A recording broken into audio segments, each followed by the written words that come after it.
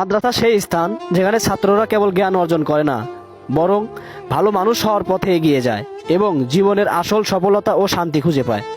শিক্ষাই আলো, সুশিক্ষিত জাতির মেরুদণ্ড, সুশিক্ষিত জাতি আগামীর ভবিষ্যৎ। এই উপদেশ বাণীগুলোর চেয়েও শিক্ষার ইতিহাস অনেক পুরনো, কারণ শিক্ষা ভালো ফল পাওয়ার পরে সম্ভবত এই উপদেশ বাক্যগুলো জন্ম হয়।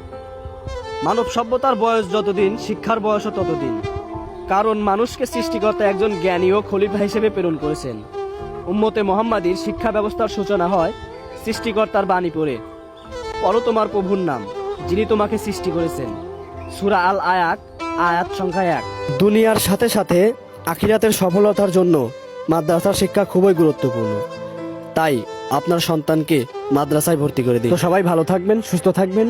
আজকের মতো ভিডিওটি এখানে শেষ করছি।